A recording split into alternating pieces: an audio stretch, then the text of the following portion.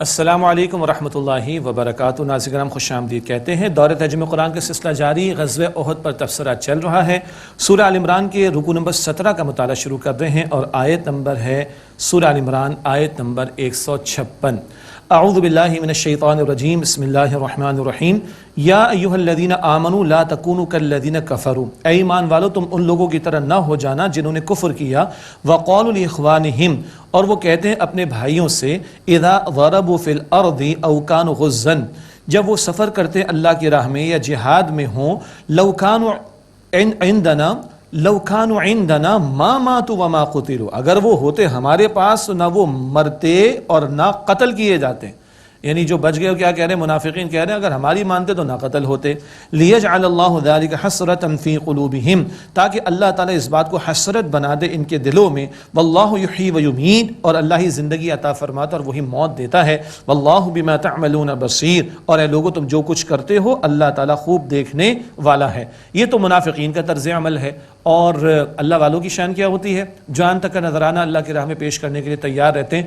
بھاری بات ہے مگر اللہ کا کلام تقاضا کر رہا ہے، تمنا تو رکھیں، دعا تو کریں، اللہم ارزقنا شہادتا فی سبیلک، اے اللہ اپنی راہ میں شہادت کا رتبہ ہمیں عطا فرما۔ اور جس کو شہادت کا رتبہ ملے ان کو مردہ مت کہنا، حیات جاودہ اللہ عطا فرماتا ہے۔ یہ بات البقرہ آیت 154 میں بھی ہم پڑھ چکے۔ اب آل عمران آیت نمبر 169 میں 169 میں بھی آگے چل کر انشاءاللہ آئے گی۔ فرمایا وہ آگے چل کر آئے گی، دیکھیں ایک اور انداز سے دیکھیے اللہ تعالیٰ ترغیب دلا رہا ہے۔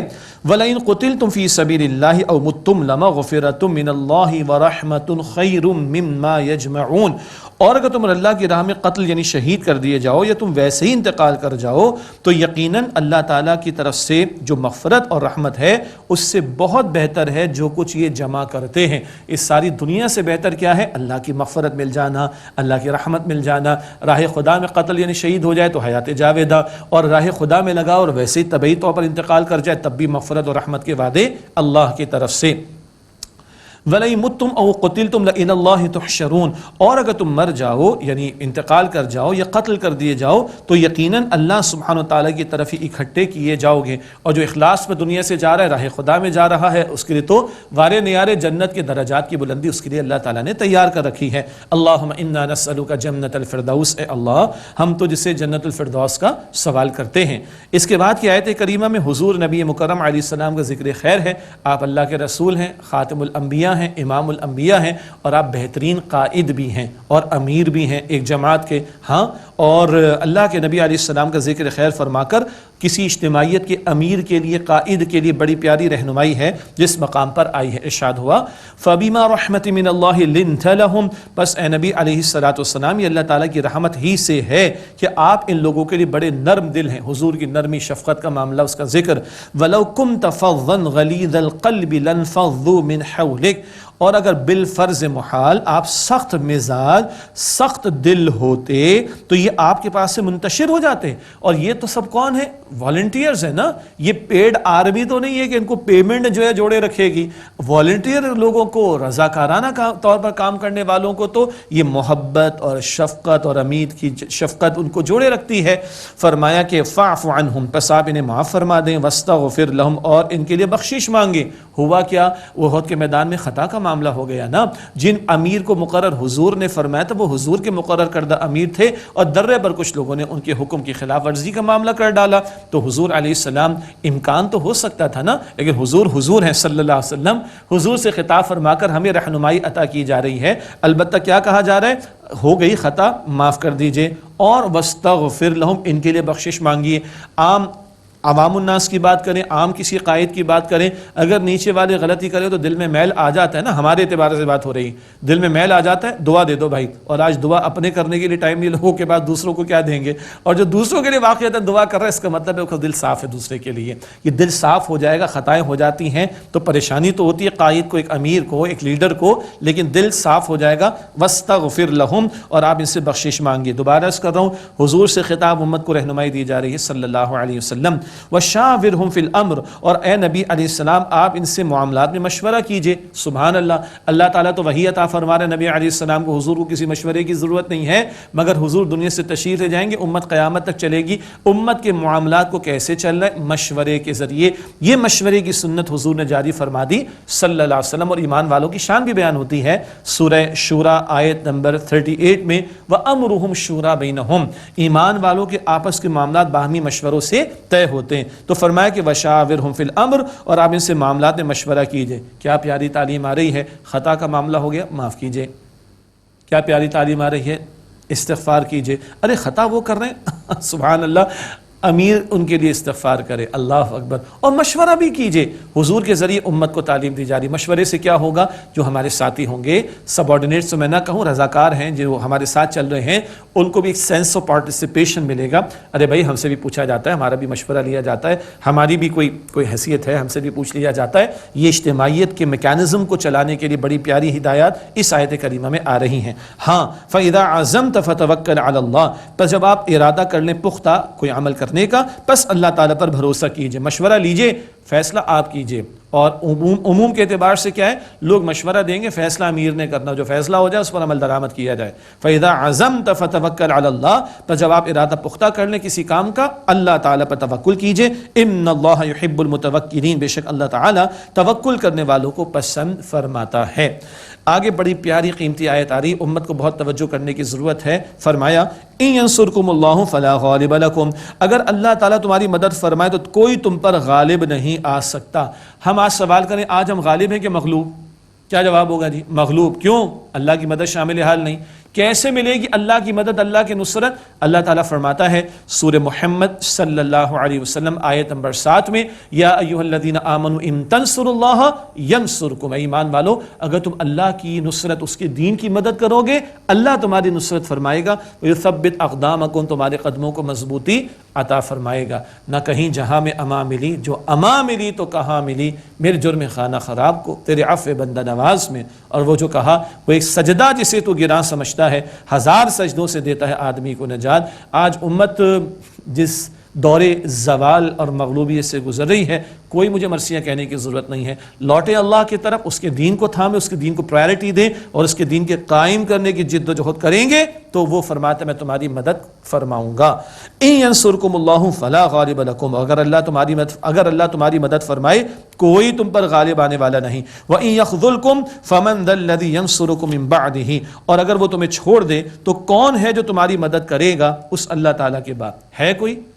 کس کس کے سامنے مسلمان جھک گئے، کس کس کے سامنے جو ہے وہ پینگے بڑھانا شروع کر دیں، کس کس کے ڈو مور کے تقاضوں پر مور کرتے چلے گئے، مگر نہ ہی خدا ملا نہ ہی وصال صنم۔ کہاں کھڑے ہیں آج؟ ہاں، اللہ کے سوا ہے جو ہماری بگڑی کو سنوار سکے؟ اللہ کے سوا کوئی ہے جو ہمارے معاملات کو درست کر سکے؟ اللہ کے سوا کسی کے پاس نفع نقصان کا کل اختیار ہے؟ تو اسی کے سامنے جھکیں بھائی، غیروں کے سامنے جھک گئے، معصیت کر ڈالی، اسلام کا سافٹ امیج دنیا کے سامنے پریزنٹ کر دیا، قبول کروانے کے لیے کیا کچھ دھجیاں نہیں بکھیر دی دین اسلام کی تعلیمات کی، سب کرنے کے بعد بھی مسئلے تو حل نہیں ہوئے نا۔ آؤ اللہ کی طرف، پلٹو اللہ کی طرف، لوٹو اللہ کی طرف، جھکو اللہ کے سامنے، منا لو اللہ سبحانہ و تعالیٰ کو، جھک جاؤ اس کے سامنے، اس کے ساتھ اپنے معاملات کو درست کر لیں۔ ارے سب کے ساتھ کر کے دیکھ لیا، ہمارے مسائل حل نہیں ہوئے، آ جائیں اللہ کی طرف، پلٹ آئیں اللہ کی طرف۔ وہ اگر ہاتھ ہٹا لے تو بتاؤ کون تمہاری مدد کرے گا؟ اس کے سوا کوئی نہیں ہے۔ وعلی اللہ فلیتوکل المؤمنون، اور چاہیے کہ ایمان والے اللہ تعالیٰ ہی پر توکل کریں۔ وما کان لنبی ان یغل، اور نبی علیہ السلام کے شائن شان نہیں کہ وہ کچھ چھپائیں۔ ومن یغلل یأت بما غل یوم القیامہ، اور جو کوئی چھپائے گا کوئی شے تو وہ اپنی چھپائی ہوئی شے کو قیامت کے دن لے کر آئے گا۔ منافقین نے معاذ اللہ الزام تراشیاں کی، کبھی مال غنیمت کی تقسیم کے تعلق سے، ایک اس کا جواب دیا جا رہا ہے، اور کبھی منافقین نے کہا کہ لو جی ہم نے تو ان کی بات مانی مگر آج اتنے لوگ ہمارے مر گئے، یہ ہو گیا وہ ہو گیا۔ بتایا جا رہا ہے پیغمبر تو شفیق ہوتے ہیں، وفاداری وعدی کا معاملہ ہوتا ہے، وعدہ کرتے ہیں تو پورا کرتے ہیں، اور یہ منافقین معاذ اللہ الزام تراشیاں کر رہے ہیں. یہ جواب بھی اس مقام پر دیا گیا. فرمایا کہ ثم توفی کل نفس ما کسبت وهم لا یظلمون، پھر پورا پائے گا ہر شخص اس نے جو کچھ عمل کیا ہوگا اور وہ ان پر ظلم نہیں کیا جائے گا. افمن اتبع رضوان اللہ کمن باء بسخط من اللہ ومأواہ جہنم، تو کیا جس نے پیروی کی اللہ تعالیٰ کی رضا کی اس کی خوشنودی کے حصول کے لیے، کیا اس کی مانند ہو سکتا ہے جو اللہ تعالیٰ کے غصے کے ساتھ لوٹا؟ ایک اللہ کو راضی کرنے والا، ایک اللہ کو ناراض کرنے والا برابر ہو سکتا ہے؟ نہیں. ایک اللہ کی فرما برداری کرنے والا، ایک اللہ کا نافرمان برابر ہو سکتے ہیں؟ نہیں. ایک نماز ادا کرنے والے، ایک بے نمازی برابر ہو سکتے ہیں؟ نہیں. ایک حلال کمانے والا، ایک حرام کمانے والا برابر ہو سکتے ہیں؟ نہیں. ایک با پردہ عورت، ایک بے پردہ عورت برابر ہو سکتی ہیں؟ گنتے چلے جائیے، برابر نہیں ہے. فرمایا کہ جو اللہ کے غضب کے ساتھ اور غصے کے ساتھ لوٹے گا اس کا عالم کیا ہے؟ وَمَأْوَاهُ جہنم، اور اس کا ٹھکانہ جہنم ہے. وَبِئْسَ الْمَصِيرُ، اور وہ لوٹنے کا وہ بہت ہی برا ٹھکانہ ہے. اللہم انا نعوذ بک من عذاب جہنم، اے اللہ ہم تیری پناہ میں آنا چاہتے ہیں جہنم کے عذاب سے. ہم درجات عند اللہ، ان کی مختلف درجات ہیں اللہ کے پاس. کیا مطلب؟ جس طرح جنت میں درجات ہیں اور جنت والوں کی شان بلندتر ہوتی جائے گی، ایسے مجرمین بھی مختلف درجات کے ہوں گے. کوئی بڑے مجرم ہوں گے تو بڑی سزاؤں کا معاملہ، کچھ ان سے کم تو ان سے کم سزا کا معاملہ. یہ جہنم میں بھی اس طرح کے کیٹیگریز کا معاملہ ہوگا. ہم درجات عند اللہ، ان کے مختلف درجے ہیں اللہ تعالیٰ کے پاس. واللہ بصیر بما یعملون، اور جو کچھ وہ کرتے ہیں اللہ تعالیٰ خوب دیکھنے والا ہے. اس کے بعد اگلی آیت کریمہ میں اللہ تعالیٰ نے اپنے احسان عظیم کا اظہار فرمایا اور نبی مکرم علیہ السلام کے 4 فرائض کا ذکر آ رہا ہے، جن کا مطالعہ البقرہ آیت 129 اور البقرہ آیت 151 میں ہم کر چکے ہیں. ایک بات پھر اللہ تعالیٰ نے مجھے یاد دلا دی. میرے سامنے بھی قرآن پاک کا نسخہ ہے، متن بھی ہے، ترجمہ بھی ہے، کچھ نوٹس بھی ہیں، اور میں نے گزارش کی تھی ہمارے ناظرین سے آپ بھی اپنے سامنے قرآن پاک کا نسخہ رکھ لیں، اپنی کوئی نوٹ بک رکھ لیں اور پوائنٹس نوٹ کریں. انشاءاللہ کچھ حوالے دیے جاتے ہیں اس لیے کہ آئندہ مطالعہ کر سکیں انشاءاللہ تعالیٰ، تو ہماری کنسنٹریشن بھی بڑھے گی اور یہ لائف ٹائم کی ہماری ایک انویسٹمنٹ ہوگی اپنی قرآن پاک سے تعلق کی مضبوطی کے اعتبار سے. اللہ مجھے بھی توفیق دے، آپ کو بھی توفیق عطا فرمائے. بہرحال اب آیت کریمہ احسان عظیم کا بیان. لقد من اللہ علی المؤمنین اذ بعث فیہم رسولا من انفسہم، یقیناً اللہ تعالیٰ نے ایمان والوں پر احسان فرمایا جبکہ انہی میں سے ایک رسول کو بھیجا صلی اللہ علیہ وسلم ان کے درمیان. کیا کرتے ہیں وہ صلی اللہ علیہ وسلم؟ یتلو علیہم آیاتہ ویزکیہم ویعلمہم الکتاب والحکمہ، وہ اللہ سبحانہ وتعالیٰ کی آیات ان کو پڑھ کر سناتے ہیں اور ان کا تزکیہ فرماتے ہیں اور انہیں کتاب یعنی احکام کی تعلیم دیتے ہیں اور حکمت سکھاتے ہیں. وَإِن كَانُوا مِن قَبْلُ لَفِي ضَلَالٍ مُبِينٍ، اور بے شک اس سے پہلے یقیناً وہ لوگ کھلی گمراہی میں تھے. کس سے پہلے؟ قرآن پاک کے آنے سے پہلے. نبی مکرم علیہ السلام صاحب قرآن صلی اللہ علیہ وسلم کے آنے سے پہلے لوگ گمراہی میں تھے. تو اگر آج قرآن سے دوری ہے تو گمراہی ہے. بلڈنگیں بہت اچھی ہیں تعلیمی اداروں کی، کریکولم بڑا زبردست ہے، ایئر کنڈیشن اچھے لگے ہوئے ہیں، ڈگریز کی تعداد بڑھ رہی ہے، انسٹیٹیوشن کی تعداد بڑھ رہی ہے، لیکن اگر قرآن سے دوری ہے، صاحب قرآن سے دوری ہے تو نری گمراہی کا معاملہ ہو جائے گا. تو قرآن سے پہلے، صاحب قرآن سے پہلے گمراہی میں تھے. تو آج گمراہی سے بچنا چاہتے ہیں تو قرآن اور صاحب قرآن سے جڑنا ہوگا صلی اللہ علیہ وآلہ وسلم. اور یہ احسان عظیم ہے. اللہ کا تعارف بھی حضور سے ملا صلی اللہ علیہ وسلم، ہدایت ہمیں ملی حضور کے ذریعے ملی، قرآن ہمیں ملا حضور کے ذریعے ملا، جینے کا سلیقہ ملا حضور کے ذریعے ملا، عدل کا نظام ملا حضور کے ذریعے ملا. بادس خدا بزرگ تو یہ قصہ مختصر، اللہ تعالیٰ کے بعد سب سے بڑی ہستی حضور کی ہے صلی اللہ علیہ وسلم، اور اللہ تعالیٰ کے بعد سب سے بڑے احسانات ہم پر حضور کے صلی اللہ علیہ وسلم. ان کو اللہ تعالیٰ ذکر فرما رہے اور احسان عظیم کا ذکر فرما رہے. حضور کے 4 فرائض قرآن پاک کے ذریعے، آیات قرآنی کی تلاوت اور لوگوں کے باطن کو پاک کرنا، تزکیہ کرنا، احکام کی تعلیم دینا، احکام کی حکمت بیان کرنا. یہ بات پہلے بھی آئی اور پھر انشاءاللہ آخری عشرے میں ماہ رمضان میں سورہ جمعہ کی آیت نمبر 2 میں بھی اس کو تھوڑا ہم مزید سمجھیں گے جب 4تھی مرتبہ ان 4 فرائض کا ذکر آئے گا. وَإِن كَانُوا مِن قَبْلُ لَفِي ضَلَالٍ مُبِينٍ، اور بے شک اس سے پہلے یہ لوگ یقیناً کھلی گمراہی میں تھے. أَوَلَمَّا أَصَابَتْكُم مُّصِيبَةٌ قَدْ أَصَبْتُم مِّثْلَيْهَا قُلْتُمْ أَنَّ هَٰذَا، کیا جب تمہیں پہنچی کوئی مصیبت اے مسلمانوں تو یقیناً تم اس سے دگنی پہنچا چکے تھے ان کو، یعنی کفار کو، تم کہتے ہو کہاں سے آ گئی، یہ کہاں سے اتنا معاملہ آ گیا حادثے کا، نقصان کا؟ قل ہوا من عند انفسکم، آپ فرما دیجیے وہ تمہارے اپنے پاس ہی سے ہے۔ وہ امیر کی بات ماننے میں کوتاہی ہو گئی نا تو نقصان ہو گیا۔ دیکھو ان اللہ علی کل شیء قدیر، بے شک اللہ ہر بات پر قدرت رکھنے والا ہے۔ وما اصابکم یوم التقى الجمعان فباذن اللہ وليعلم المؤمنین، اور تمہیں جو تکلیف پہنچی جس دن دو جماعتیں باہم ٹکرا گئیں تو وہ اللہ تعالیٰ کے حکم سے پہنچی اور تاکہ اللہ تعالیٰ ایمان والوں کو ظاہر کر دے۔ حکمتیں پہلے بھی آئی تھیں، کیوں یہ معاملہ ہوا، کیوں تھوڑا سا یہ نقصان کا معاملہ ہوا، پھر حکمتیں آ رہی ہیں۔ فرمایا وَلِيَعْلَمَ الَّذِينَ نَافَقُوا، اور تاکہ اللہ ظاہر فرما دے ان کو جنہوں نے نفاق کا رویہ اختیار کیا۔ وَقِيلَ لَهُمْ، اور انہیں کہا گیا تھا تَعَالَوْا قَاتِلُوا فِي سَبِيلِ اللَّهِ، آؤ اللہ کی راہ میں جنگ کرو، اَوِ ادْفَعُوا، یا کم از کم دفاع کرو۔ منافقین تو بھاگ لیے تھے نا، ان کو کہا گیا تھا آؤ جنگ کرو، کم سے کم دفاع کر لو۔ قَالُوا لَوْ نَعْلَمُ قِتَالًا لَاتَّبَعْنَاكُمْ، وہ بولے اگر ہم جانتے کہ جنگ ہوگی تو ضرور ہم تمہارا ساتھ دیتے۔ یہ فرار اختیار کرنے کے انہوں نے بھڑکیاں ماری تھیں۔ ہم للکفر یومئذ اقرب منہم للایمان، اس دن وہ کفر سے زیادہ قریب تھے ایمان کی نسبت۔ ایمان ان کے پاس کون سا تھا؟ منافق کلمہ تو پڑھتا تھا نا، کلمے کا دعوے دار تھا، لیکن قرآن پاک کہتا ہے لم تؤمن قلوبہم، ان کے دل ایمان نہیں لائے تھے۔ ایمان کا دعویٰ تھا، عمل نہیں ہو رہا۔ امام الانبیاء جن کے ذریعے ایمان کی دولت مل رہی ہے وہ راہ خدا میں کھڑے ہیں، اپنے صحابہ کرام کے ساتھ کھڑے ہیں، اور تم بھاگ رہے ہو یہاں سے، یہ کون سا ایمان کا دعویٰ ہے؟ تو ایمان کا نرا دعویٰ نہیں، ایمان کا ثبوت چاہیے، اور وہ عمل کے میدان میں آتا ہے۔ اور اس ثبوت کے لیے اللہ کی بندگی کرنا، اس کی بندگی کی دعوت دینا، اور اس کی بندگی کے نظام کی جد و جہد کرنا، اور کبھی باطل سے ٹکرانا پڑے تو میدان جنگ میں اترنا بھی پڑے گا۔ یہ ایمان تقاضا کرتا ہے ان چیزوں کا۔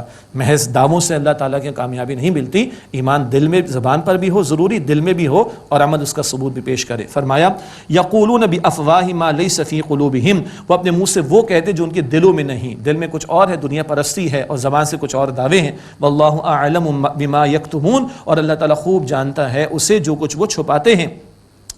الذين قالوا لاخوانهم وقعدوا لو اطاعونا ما قتلوا، وہ لوگ جنہوں نے اپنے بھائیوں کے بارے میں کہا اور خود بیٹھے رہے اگر وہ ہماری بات مانتے تو مارے نہ جاتے، پھر وہ بات ارے ہماری مانتے تو نہ مارے جاتے، دوبارہ یہ بات آ گئی۔ اللہ تعالیٰ کا جواب قل فدرؤوا عن انفسکم الموت ان کنتم صادقین، فرما دیجئے نبی علیہ السلام اے لوگو تم اپنی جانوں سے موت کو ہٹا کر تو دکھاؤ گا تم سچے ہو، کیا گھر پہ بیٹھو گے تو موت نہیں آئے گی؟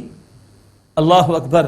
اور اللہ کی قسم خالد بن ولید رضی اللہ عنہ، سیف من سیوف اللہ، اللہ کی تلواروں میں سے ایک تلوار، ہاں اللہ اکبر، کہتے ہیں کوئی سمجھتا ہے کہ اللہ کی راہ میں نکلے گا تو قتل ہی ہو جائے گا، آئے خالد کو دیکھ لے جس کے جسم کے ایک ایک حصے پر تلوار کے زخم موجود ہیں، اور خالد کو بستر پر موت آ رہی۔ اللہ اکبر کبیر۔ اللہ یہ شوق شہادت ہمیں عطا فرمائے، اور اللہ اپنی ذات پر یقین عطا فرمائے، اور اس کی پکار پر لبیک کہنے کی توفیق عطا فرمائے۔ قل فادرؤوا عن انفسکم الموت ان کنتم صادقین، فرما دیجئے نبی صلی اللہ علیہ وسلم تم لوگ اپنی جانوں سے موت کو تو ہٹا دو اگر تم سچے ہو، روک سکتے ہو موت کو۔ ولا تحسبن الذين قتلوا في سبيل الله امواتا، جو لوگ اللہ کی راہ میں قتل شہید کر دیے جائیں انہیں ہرگز مت خیال کرنا کہ وہ مردہ ہیں، بل احیاء عند ربهم يرزقون، بلکہ وہ زندہ ہیں اور اپنے رب کے پاس سے وہ رزق پاتے ہیں۔ سبحان اللہ۔ حدیث پہلے بھی پیش کی گئی، سس پرندوں کی مانند شہداء کی روحیں جنت میں جو ہے وہ گھومتی اور کھاتی پیتی ہیں۔ اللہ اکبر۔ آگے فرما رہے اللہ عند ربهم يرزقون، ان کے رب کی طرف سے انہیں رزق عطا ہوتا ہے۔ فریحین بما آتاہم اللہ من فضلہ، وہ خوش ہو رہے ہیں اس سے جو اللہ نے انہیں اپنے فضل سے عطا فرمایا۔ ویستبشرون بالذین لم یلحقوا بہم من خلفہم، اور ان لوگوں کے بارے میں خوش ہو رہے ہیں کہ جو ابھی ان سے نہیں ملے، ان کے پیچھے ہیں ایمان والے۔ اللہ خوف علیہم ولا هم يحزنون، ان پر نہ کوئی خوف ہے اور نہ وہ غمگین ہوں گے۔ اللہ اکبر۔ ایمان کا رشتہ کیا پیارا رشتہ ہے۔ شہید ہونے والا چلا تو گیا، اللہ کہتا ہے حیات جاویدہ جنت کی نعمتوں سے لطف اندوز ہو رہا ہے، اور ادھر جا کر پیچھے اپنے بھائیوں کے بارے میں فکر مند ہے، ارے یہ بھی لگے رہیں، یہ بھی راہ خدا میں جان کا نذرانہ پیش کریں گے، حیات جاویدہ اللہ عطا فرمائے گا، اور انہیں نہ کوئی خوف ہوگا نہ وہ غمگین ہوں گے۔ یہ ایمان ناظرین کرام کسی اور ہی شے کا نام ہے، یہ کسی اور عالم کی سیر کراتا ہے بندے کو، ادھر جانے والا ادھر دنیا کے اپنے بھائیوں کے بارے میں فکر مند رہتا ہے، یہ بھی لگے رہیں، یہ بھی اللہ تعالیٰ کی نعمتیں پائیں گے۔ اللہم ارزقنا شہادتا فی سبیلک، اللہ اپنی راہ میں ہمیں شہادت کو رتبہ عطا فرما۔ اللہم انا نسألک جنت الفردوس، اللہ ہم تجھ سے جنت الفردوس کا سوال کرتے ہیں۔ یستبشرون بنعمت من اللہ وفضل، وہ خوشیاں منا رہے ہیں اللہ کی نعمت اور فضل سے۔ وان اللہ لا یضیع اجر المؤمنین، اور بے شک اللہ سبحانہ وتعالی ایمان والوں کے اجر کو ضائع نہیں کرتا۔ اگلا رکوع ہے 18واں رکوع، احد کے بیان پر آخری رکوع ہے، پھر اگلے 2 رکوع مزید بھی بعد میں آئیں گے انشاءاللہ۔ اگلی آیت کریمہ میں میدان احد کا یہ تبصرہ، اور کفار چلے گئے، حضور علیہ السلام کو یہ اندازہ تھا، ان کو اپنی غلطی کا احساس ہوگا کہ سارے مسلمانوں کو صفایا کیوں نہ کر دیا، وہ پلٹنے کی کوشش کریں گے۔ حضور نے پکار لگائی، صحابہ زخموں سے چور چور ہیں، لیکن حضور کی پکار پر لبیک کہا، صحابہ کھڑے ہوئے ہیں اور جا کے پیچھے ان کا جو ہے وہ تعاقب کیا ہے، اور کفار کے دلوں میں اللہ تعالیٰ نے روب ڈال دیا۔ پہلے اس کا بیان آ رہا ہے، الذین استجابوا للہ والرسول من بعد ما اصابهم القرح، جن لوگوں نے اللہ تعالیٰ اور اس کے رسول علیہ السلام کا حکم مانا، بلکہ حکم قبول کیا اور پکار پر لبیک کہی، اس کے بعد کہ انہیں زخم پہنچا، فرمایا للذین احسنوا منہم واتقوا اجر عظیم، ان میں سے جن لوگوں نے عمدگی کے ساتھ نیکی کا عمل کیا اور تقوی کی روش اختیار کی، ان کے لیے بڑا اجر ہے۔ اگلی آیت کریمہ 1 سال کے بعد کا بیان ہے، یہ ہوا 3 ہجری شوال احد کا معاملہ، اور اگلے سال کے لیے کفار نے چیلنج دیا، اگلے سال پھر ملاقات ہوگی، بدر میں ملاقات ہوگی۔ ایک بدر گزر چکا 2 ہجری میں، وہ بدر کبریٰ ہے، اگلا سال 4 ہجری بدر صغریٰ، آؤ مسلمانوں تم سے مقابلہ ہوگا۔ مسلمانوں کو لوگوں نے ڈرانے کی کوشش کی، ایمان عجیب ہی شے ہے، لوگ ڈرا رہے ہیں مسلمانوں، کفار تمہارے بارے میں تیاری کر رہے ہیں، ایمان والے خوش ہو رہے ہیں، سبحان اللہ، موقع ملے گا نا باطل سے ٹکرانے کا، اللہ اکبر۔ اگلا سال آتا ہے، اللہ تعالیٰ فرما رہا ہے الذین قال لهم الناس ان الناس قد جمعوا لكم فاخشوهم، جنہیں لوگوں نے کہا کہ لوگوں نے تمہارے مقابلے کے لیے سامان جمع کر لیا، پس ان سے ڈرو، فزادهم ایمانا، پس ان کے ایمان میں اضافہ ہو گیا، اللہ اکبر۔ یہ ایمان کچھ اور ہی عالم کی سیر کر رہا تھا، ایمان والے خوش ہو رہے، پھر اللہ کی پکار پر لبیک کہنے کا، جام شہادت نوش کرنے کا موقع ملے گا۔ وقالوا حسبنا اللہ ونعم الوکیل، اور انہوں نے کہا کہ ہمارے لیے اللہ کافی ہے، اور اللہ کیا ہی عمدہ کار ساز ہے۔ گئے مسلمان، کافروں کی ہمت نہ ہوئی، مسلمان بدر میں پہنچے 4 ہجری بدر صغریٰ، فرمایا فانقلبوا بنعمت من اللہ وفضل لم یمسسہم سوء، پھر وہ لوٹے اللہ کی نعمت اور فضل کے ساتھ، انہیں کسی تکلیف نے چھوا تک نہیں، واتبعوا رضوان اللہ، اور انہوں نے اللہ تعالیٰ کی رضا کی پیروی کی، واللہ ذو فضل عظیم، اور اللہ بڑے فضل والا ہے۔ مقابلے کی ہمت تو کفار میں نہ ہوئی، مسلمان گئے بھی، کچھ کاروبار بھی کر لیا اور اللہ کا فضل لے کر لوٹے۔ انما ذالکم الشیطان یخوف اولیاء، بے شک شیطان ہے جو تمہیں ڈراتا ہے اپنے دوستوں سے، وہ حزب الشیطان جو اس کی پارٹی، ان کے ذریعے شیطان ایمان والوں کو ڈرانے کی کوشش کرتا ہے۔ فلا تخافوہم وخافون ان کنتم مؤمنین، اللہ تعالیٰ فرماتے تم ان سے مت ڈرو اور مجھ ہی سے ڈرو گے تم ایمان والے ہو۔ کفار اور مشرکین کی ساز باز تھی، یہود اور مشرکین کی ساز باز تھی، اور ڈپلومیٹک ایکٹیویٹیز چلتی تھی، مسلمانوں کے خلاف سازشیں کرتے تھے۔ اللہ تسلی دے رہا ہے، فرمایا ولا يحزنك الذين يسارعون فی الکفر، اور اے نبی علیہ السلام آپ کو غمگین نہ کریں وہ لوگ جو کفر میں تیزی دکھا رہے، یہود کبھی مشرکین مکہ کے ساتھ ساز باز کرتے مسلمانوں کے خلاف۔ فرمایا انہم لن یضروا اللہ شیئا، بے شک وہ اللہ تعالیٰ کا کچھ بھی بگاڑ نہیں سکیں گے۔ یرید اللہ الا یجعل لهم حظا فی الاخرہ، اللہ تعالیٰ تو چاہتا ہے کہ ان کو آخرت میں کوئی حصہ نہ دے، ولہم عذاب عظیم، اور ان کے لیے بڑا عذاب ہے۔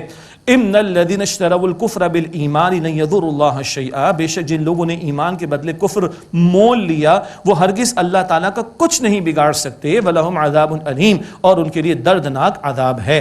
ولا يحسبن الذین کفروا انما نملی لهم خیر لانفسهم، اور جن لوگوں نے کفر کیا وہ ہرگز گمان نہ کریں کہ جو ہم انہیں ڈھیل دے رہے ہیں کچھ ان کے لیے بہتر ہے، نہیں، انما نملی لهم لیزدادوا اثما، بے شک ہم تو انہیں ڈھیل دیتے ہیں تاکہ وہ گناہ میں بڑھ جائیں، ان کی فائل تیار ہے، اللہ کے عذاب میں مبتلا ہوں گے۔ وَلَهُمْ عَذَابٌ مُهِينٌ، اور ان کے لیے ذلیل کر دینے والا عذاب ہے۔ ایک اور حکمت آ رہی ہے، یہ غزوہ احد میں کیوں میدان میں اس طرح کے معاملات ہوئے۔ ما كان الله ليذر المؤمنين على ما انتم عليه حتى يميز الخبيث من الطيب، اللہ تعالیٰ ایسا نہیں کہ ایمان والوں کو اس حال پر چھوڑ دے جس پر اے مسلمانوں تم ہو، یہاں تک کہ ناپاک لوگوں کو پاک لوگوں سے جدا کر دے۔ یہ سچے ایمان والے ڈٹے رہے، یہ ایمان کے جھوٹے دعوے دار الگ ہو گئے، یہ بھی بہت بڑی حکمت تھی اس میدان احد کے ان معاملات میں۔ وما كان الله ليطلعكم على الغيب، اور اللہ تعالیٰ ایسا نہیں کہ تمہیں غیب کی خبر دے دے دے. وہ اللہ خبریں انبیاء کو دیتے ہیں، باقی تو امتحان مقصود ہے، غیب کی خبریں نہیں دے گا اللہ تمہیں. ہاں وَلَٰكِنَّ اللَّهَ يَجْتَبِي مِن رُّسُلِهِ مَن يَشَاءُ، لیکن اللہ اپنے رسولوں میں سے جس کو چاہتا ہے چن لیتا ہے اور وہ خبریں عطا فرماتا ہے. فَآمِنُوا بِاللَّهِ وَرُسُلِهِ، پس تم اللہ تعالیٰ اور اس کے رسولوں پر ایمان لاؤ. وَإِن تُؤْمِنُوا وَتَتَّقُوا فَلَكُمْ أَجْرٌ عَظِيمٌ، اور اگر تم ایمان لاؤ تقوی کی روش اختیار کرو تو تمہارے لیے بڑا اجر ہے. کچھ منافقین نے حصہ نہیں لیا، کچھ لوگوں نے مال روک کے رکھا، توجہ دلائی جا رہی ہے یعنی احد کے میدان کے تعلق سے. وَلَا يَحْسَبَنَّ الَّذِينَ يَبْخَلُونَ بِمَا آتَاهُمُ اللَّهُ مِنْ فَضْلِهِ هُوَ خَيْرًا لَهُمْ، اور وہ لوگ ہرگز یہ خیال نہ کریں جو اس مال میں بخل کرتے ہیں جو اللہ تعالیٰ نے اپنے فضل سے انہیں دیا ہے کہ یہ بہتر ہے ان کے لیے بچا بچا کر رکھنا، یہ کنجوسی کرنا یہ نہ سمجھے کہ بہتر ہے. بل هُوَ شَرٌّ لَهُمْ، بلکہ یہ ان کے لیے برا ہے. سَيُطَوَّقُونَ مَا بَخِلُوا بِهِ يَوْمَ الْقِيَامَةِ، جس مال میں انہوں نے بخل کیا ان قریب قیامت کے دن طوق بنا کر پہنایا جائے گا. وَلِلَّهِ مِيرَاثُ السَّمَاوَاتِ وَالْأَرْضِ، اور اللہ ہی کے لیے میراث ہے آسمان اور زمین کی. وَاللَّهُ بِمَا تَعْمَلُونَ خَبِيرٌ، اور اے لوگو تم جو کچھ کرتے ہو اللہ تعالیٰ اس سے خوب واقف ہے. جو راہ خدا میں خرچ نہیں کر رہا، کنجوسی کر رہا ہے، کل اللہ کی پکڑ میں مبتلا ہوگا. باقی یہ ہے کہ بخاری شریف کی حدیث ہے جو لوگ مال خرچ نہیں کرتے، جیسے کہ زکوٰۃ فرض ہے، خوفناک سانپ کی شکل میں مال ان کا آئے گا اور انہیں ڈسے گا اور کہے گا انا مالک و انا کنزک، میں تیرا مال ہوں، میں تیرا خزانہ ہوں. اللہ اپنی راہ میں ہمیں خرچ کرنے کی توفیق عطا فرمائے. باقی ساری میراث زمین و آسمان کی اللہ کی ہے، خرچ کرو تو تمہارا ہی بھلا ہے. یہاں آ کر الحمدللہ سورہ آل عمران کے 18 رکوع مکمل ہوئے اور غزوہ احد پر بھی تبصرہ مکمل ہوا اور آج کی نشست بھی پائے تکمیل کو پہنچتی ہے. آئیے دعا کر لیتے ہیں مختصر. بسم اللہ الرحمن الرحیم. اللہم صلی علی محمد وعلی آل محمد وبارک وسلم. یا اللہ ہماری جانب سے قبول فرما لے. یا اللہ ہم سب کی مغفرت فرما دے، ہمارے ماں باپ کی، ہمارے گھر والوں کی، تمام مسلمانوں کی مغفرت فرما دے. اے اللہ ہمارے صغیرہ کبیرہ گناہوں کو بخش دے. اے اللہ اپنے دین کی پکار پر لبیک کہنے کی توفیق عطا فرما. اے اللہ ہماری جانوں، ہمارے مال، ہماری اولاد، ہمارے گھرانوں، ہمارے وسائل، ہماری صلاحیتوں کو اے اللہ اپنے دین کی خدمت کے لیے قبول فرما لے. اے اللہ اپنی راہ میں شہادت کا رتبہ عطا فرما دے. اے اللہ ہمیں جہنم سے آزاد فرما دے. اے اللہ ہمیں جنت الفردوس نصیب فرما دے. اے اللہ ہم سب سے راضی ہو جا. اے اللہ ہم سب سے راضی ہو جا. اے اللہ ہم سب سے راضی ہو جا. صلی اللہ علی النبی الکریم وعلی آلہ واصحابہ اجمعین برحمتک یا ارحم الراحمین.